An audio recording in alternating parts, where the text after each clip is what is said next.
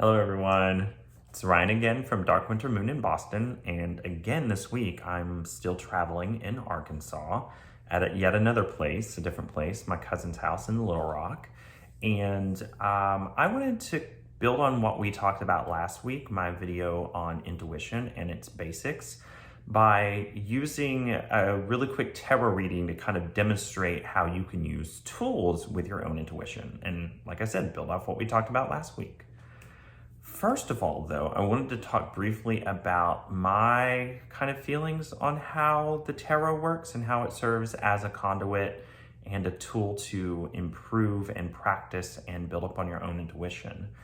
One part of it is that there's a theory called morphic resonance, that phrase in the theory was coined by a scientist named Rupert Sheldrake. And essentially what it means is when you lay down a particular energy pattern over and over again, then it increases its power.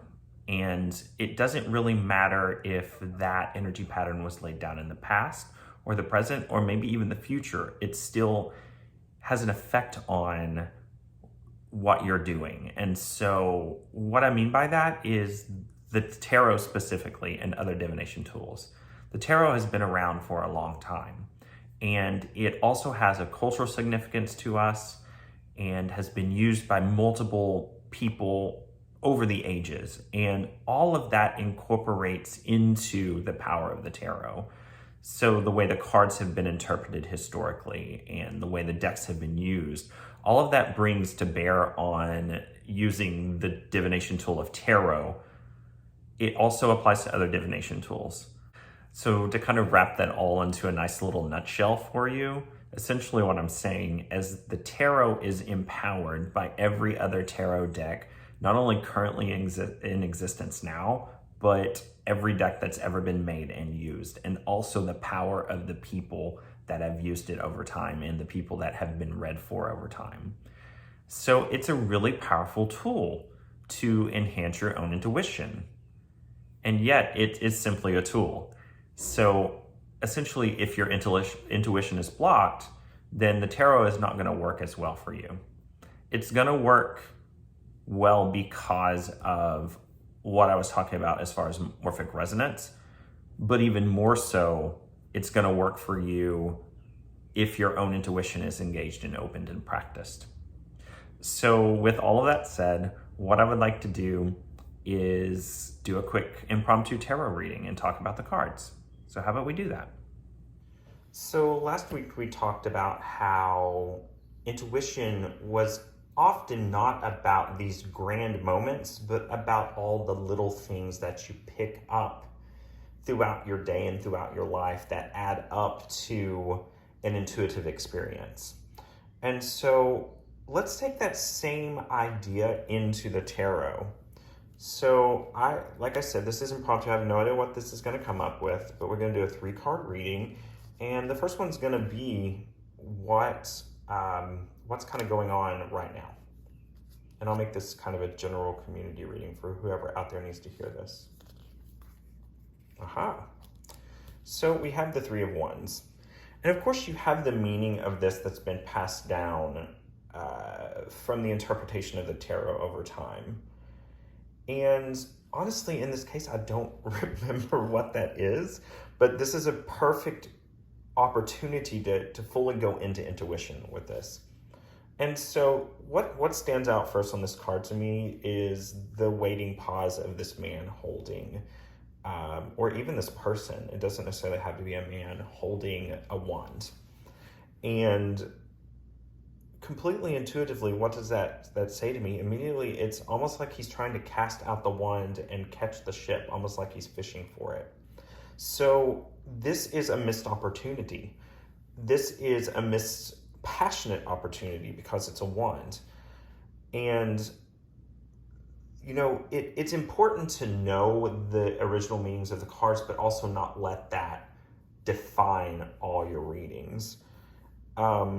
So, like I said, honestly, I don't remember what the original reading of this card is right now. It's really about what stands out to me first. The seagull stands out to me in this card.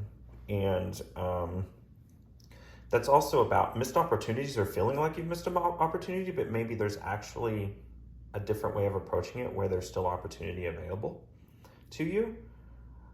So what I'm getting at is oftentimes in a reading, when I do a reading, it's just as much about the original meaning of the card as it is about what pops out to me from a card. And literally, I can look at a card that I've looked at 1,000 times and see something new and different that stands out to me for some reason for that particular reading and that particular person or situation. All right, so our next card is going to be the past influence. Ooh, look at that. Heartbreak. I do know what this card means. It's the Three of Swords. And honestly, because I know that meaning and it's pretty like heartbreak, bam. That's the first thing I said. I may not look any deeper. I do see, though, that we've got 2 3s in this reading, which always stands out to me, too, when numbers repeat or they reflect each other in some way. And then is there anything else that pops out in this card to me? You know, the sun stands out. And this deck is called the Gilded Tarot. It has a lot of sun imagery, but for some reason this time this one does.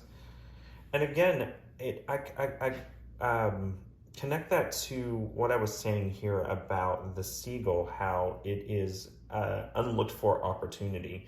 Yes, we've had heartbreak in the past, but it's not the end of the world like it felt like and seemed like. Whoops, I see that there's a bit of a glare. So the sun is what I'm talking about here. So the past was painful and hurtful and it seemed like it was the end of the world, but that was an illusion. There was a missed opportunity because the sun, if you know anything about the tarot, the major arcana sun is very auspicious and powerful. And so I feel like that's coming in here into play in this reading. And so see how I'm kind of building a story out of not only what I know about the cards, but what my own intuition is showing to me. So in many ways, the tarot or other divination tools it helps to bring clarity from what you already know in your own intuitive inner life. And so what about the outcome? The 9 of Cups and inverted. So wow, so normally the 9 of Cups would be about kind of a festive, happy occurrence, occasion.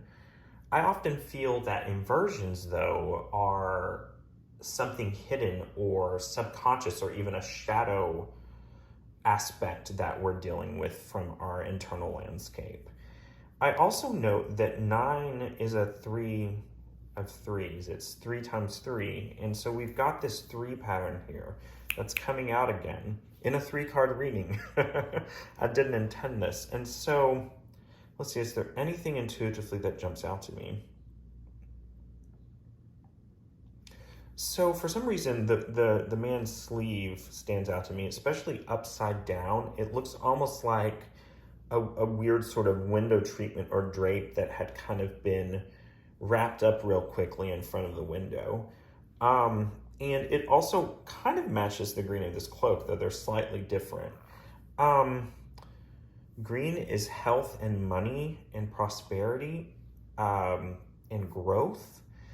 And I think what this is saying is that if we keep focusing on what these cards seem to us on the surface, heartbreak and missed opportunity, then we're not going to realize the abundance and joy that can be had if we choose to look at things in a different way.